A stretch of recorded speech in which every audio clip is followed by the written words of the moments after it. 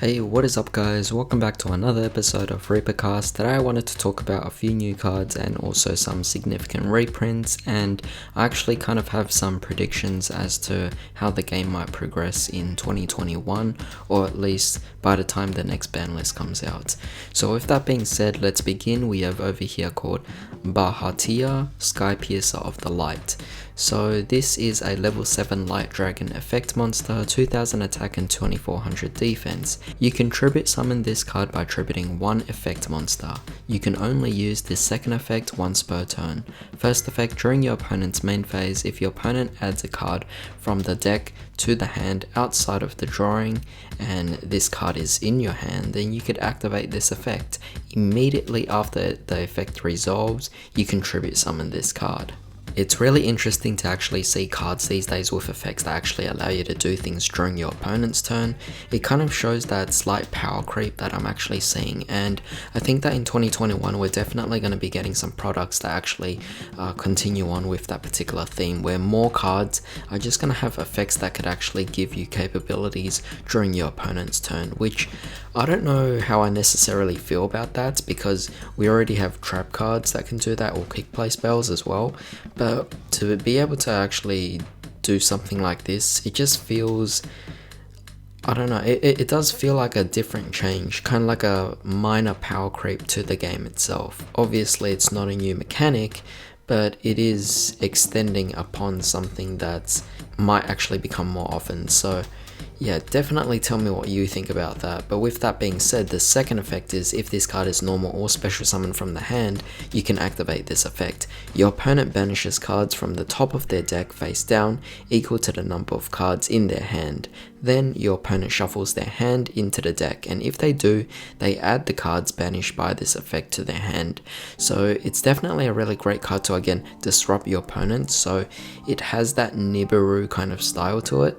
But with that being said, it's also very easy to summon out as well. So being that this is also a dragon that's a light, it makes it quite good for dragon decks in general, or dragon links, and that's kind of making in or bringing in my prediction that Red Eyes Darkness Metal Dragon will eventually get banned in the next list. With more dragon support coming out, whether generic or part of an archetype, it really just pushes dragons up further and further, and it makes me surprised that till this point Red Eyes Darkness Metal Dragon is still actually available. It kind of also falls in the same theme of Crystron Halki Fibrax, who is also kind of safe from the ban list as well, and instead they're hitting different cards that are indirect to this particular mana. So what I mean by this is, instead of hitting the Halki Fibrax, they actually hit Glow Up Bulb, and then they eventually hit Jet Synchron as well. And sooner or later they're going to hit more cards. In fact, also Mecha Phantom Beast Lion is also hit as well. So with dragons, it seems like it's going in the direction where a lot of indirect cards might start getting hit, for the fact that Red Eyes Darkness Metal Dragon is just a really strong card. But honestly, with more dragon support coming out, I'm actually starting to see that by the next list, which should be in March, Red Eyes Darkness Metal will surely get hit by then. Because next over here we actually have a bunch of cards that are confirmed to be reprints, of course, for both Selection 10, the Prismatic God Box, and also Lightning Overdrive, which is also the set that's coming up as well. So yeah, it's definitely quite interesting. We have over here Lone Fire Blossom, which is going to be specific to plants. We have Unicorn finally getting a reprint for Necros, which is definitely great. I would like to see Necros make more of a comeback. So with that being said, that kind of gives you guys a bit of hope that I might actually bring back my Necros deck again and put up some deck profiles for that. But next we have Sky Scourge Noralis, or Norlaris. This is definitely very interesting because recently we did get a new Sky Scourge card actually being announced. So seeing this makes it quite interesting that maybe there might be some kind of new archetype that actually focuses on allowing for Sky Scourge to actually come back. Other than that, you could actually incorporate Sky Scourge in a lot of different decks as well. You know, counter fairies could play it just as a bit of a tech. You could use it in agents, you could use it in Dark Lords. It makes it all the more interesting seeing that Sky Scourge, being such an old favorite that's almost forgotten really, is now being brought up again. However, that being said, we're also getting reprints of Hieratic Dragon of Su, which is again just promoting dragons further and further.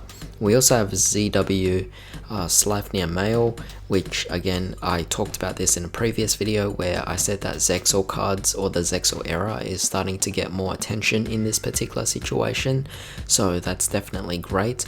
We're getting a reprint of Illusionist, not really something that we necessarily need, but I guess it's just nice. We get Mud Dragon as well, a nice instant fusion target, and I am actually starting to see more of it in play given that it's also a dragon monster, so yeah, making it really, you know, it's just pushing dragons a lot higher up again. And we also have Lavalval Dragon, very nice. We're also getting Tiger King reprint, Bujinki Amaterasu reprint, which is not too big of a deal. Princess Cologne, Cyverse Wicked, rank up Magic Numeron Force, we already talked about those, and same thing for the Ice Barrier token. But we're also getting a Spiritual Light Arts Hijiri as well as a reprint, so that's definitely going to be very nice because of the fact that the recent Charmer structure deck was the most recent of our structure decks, so it does make it quite interesting that we're getting the light art. And yeah, that would be quite great as a prismatic rare version. That would be quite awesome to kind of just rarity bump it. But yeah, with that being said, the final card we have here is called Holy Knight Ciel. Level 4 Light Fairy effect monster, 1700 attack, 800 defense. First and second effects can only be used once per turn each. If this card is in your hand, you could return one level 7 Light Dragon monster or one Holy Knight monster you control to the hand, except itself, and then special summon this card. That's definitely really good because obviously that kind of corresponds to the Bahatia, the card we actually talked about first. And with that synergy, you could actually just use it as an engine together in any dragon deck you want, which is definitely going to be quite amazing because Bahatia, as you can tell, it already, or as you guys remember, it's something that allows you to be more active during the opponent's turn. So the fact that you're able to bounce it back and use it for your own purposes makes it quite versatile.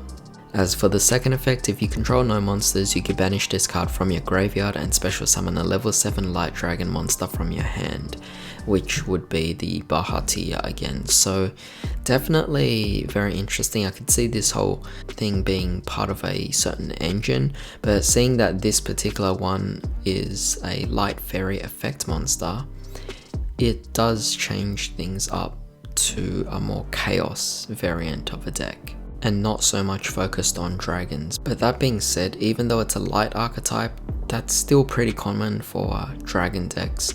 So I don't know, what do you guys actually think about this? Do you think dragons are now starting to get so much attention to the point where the next ban list might actually cause the ban of Red Eyes Darkness Metal Dragon?